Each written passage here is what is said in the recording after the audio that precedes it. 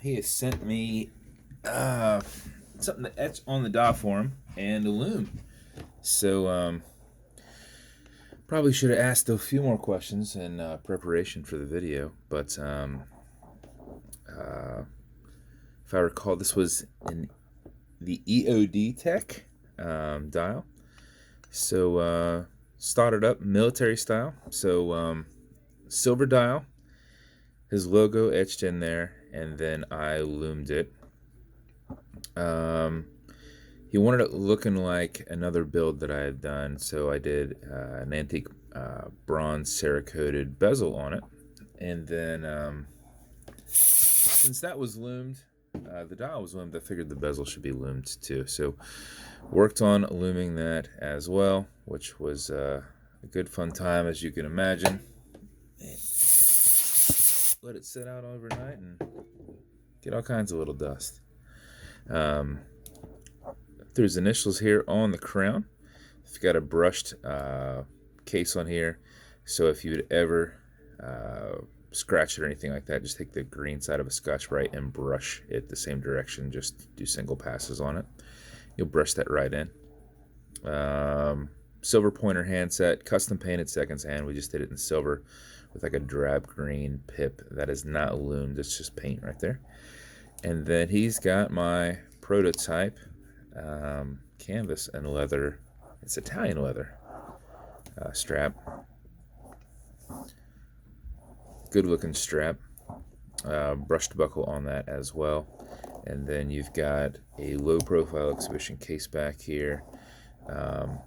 One of my original rotors with my little autograph there on the side. And a stainless steel movement holder holding everything together in there. And then, just so that you can see, and then since we did those, everything loomed, the wife added in some loomed beads as well.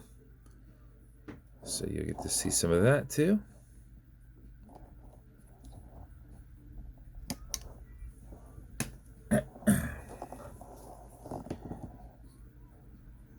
So it came out pretty awesome. So the loom here will react to UV light, regular light, or heat. I always just use a nice big ass UV light, so it does a good job.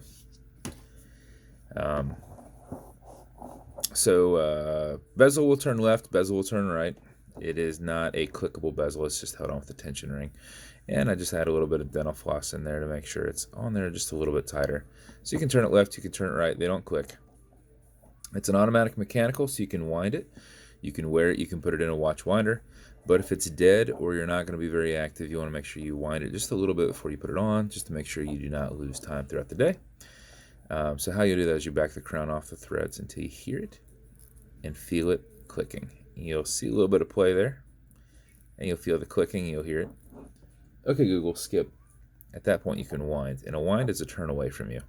Turning it back towards you doesn't do anything, but it's a lot easier to keep your fingers spacing and just go back and forth.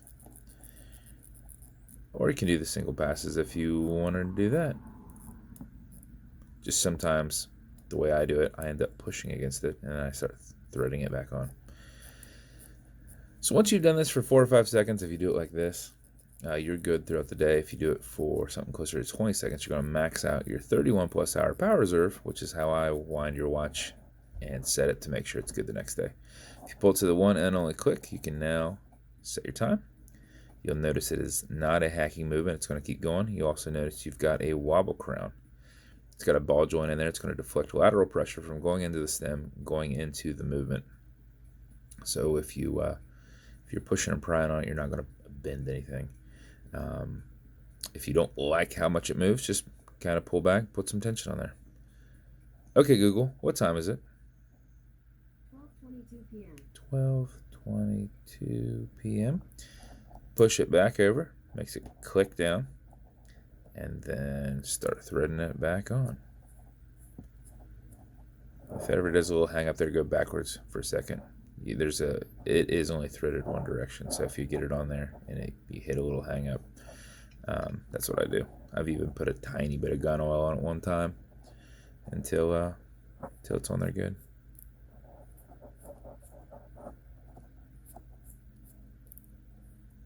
Yeah, it has a little tiny sticking point on it, but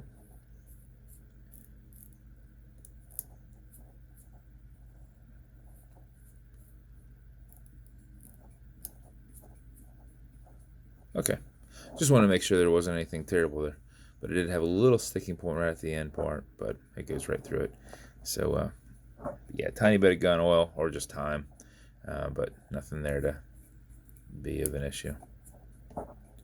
All right, so that is the build as a whole. I hope you like it, man. I thought it turned out pretty freaking awesome. As I referenced before, matching beads to go with it. Even did a custom box to match your dial. And your build and warranty cards will come to you just a little bit later. I do not have those yet.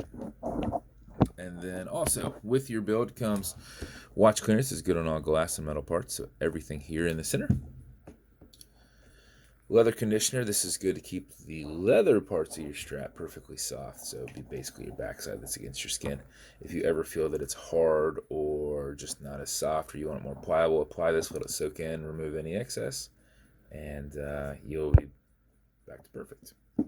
And then lastly, some fine scratch remover. This is Novus 2 from Amazon. Just repackaged so I could poly watch. This is an acrylic glass and you can scratch it, but if you do, put a tiny bit of this on it, buff against it, filling that scratch using your included microfiber. And in about 20 seconds, you will buff that completely out. Just use your thumb and generate some heat and just keep going over it, swirling it, and then remove any excess, and it will be completely gone and perfect. So thank you so much, sir, for thinking of me and ordering the watch. I thought it came out pretty awesome. And if you want me to build you something custom and unique, reach out and I'll see what I can do. And if you want to continue to see videos like this, like and subscribe as I put them up all the time. Thanks, guys.